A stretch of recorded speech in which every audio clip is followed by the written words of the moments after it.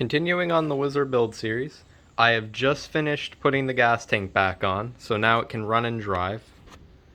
It's not going to be doing that though because it's currently a rainstorm outside, which gives me the perfect opportunity to work on one of the other things that has to get done. That being the shifter. The way the shifter works is it's this bar, the belt slots into this hook here, and when I'm driving, I can reach down, grab that, and when I want to upshift, I push this in, which it can't do because the exhaust's in the way, but it moves the belt onto a smaller pulley. This just from a drill press, works well. And to downshift, I just do it the exact opposite way, just pull out and it should shift the belt up. The reason why I have to rebuild this is because I originally built it with a worn belt, which had a lot of flex in it. And now that I have a new belt, it doesn't really work too well. So I'm going to have to rebuild it. I already have the mount for the shifter in there. That's where it's going to be. I have to build around it. And I'm hoping to have a more simplistic design, one that'll actually work, less moving parts. Not this is many moving parts, but one that's easier to make. You can kind of see this one's hobbled together as it is. Welded 1, 2, 3, 4 times. And doesn't really work well as it is, so I'm hoping to build just a little better one. And this idea, the shifter idea itself, is not my design. I thought of something similar to this and ended up finding someone on YouTube who made an idea just like mine, and I ended up stealing his design. But I'm going to try and document this as I'm building it. The first step to working on this shifter, I'm going to have to salvage the parts from this because to me scrap metal is very valuable, and this piece right here already fits inside of this little mount. So I'm going to end up reusing that as well as the little homemade key on it.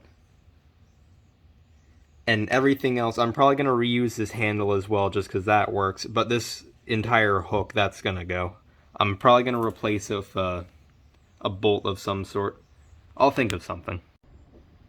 After 10 minutes of cutting with the hacksaw, I now have both pieces successfully recycled. I have the handle that I can actually touch, and the slider rod that'll be going right in there. The handle will go on the other side. See if I can actually show this.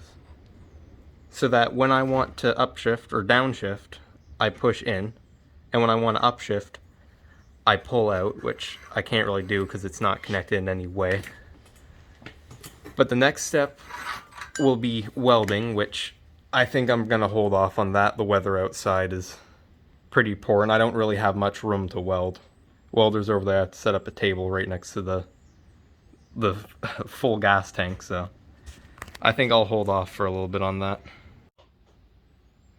I lied.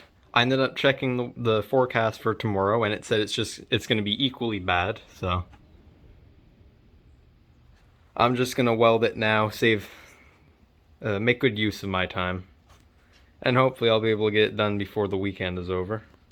It'd be nice to go on a little test drive. It's been 2 days since the last clip. This piece has been fully welded.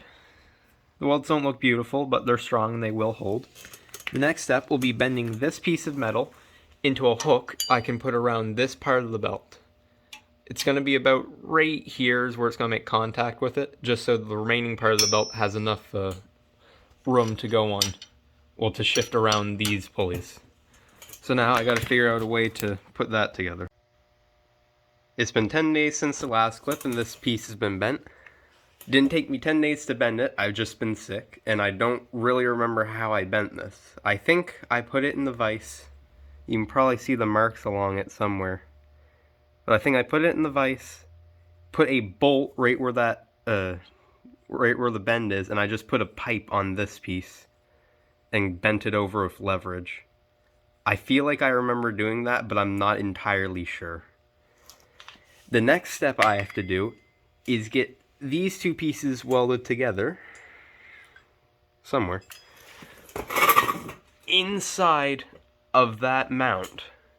So I have to take the mount off and carefully weld it in, because I only really get one shot at this before I have to just take it apart completely again.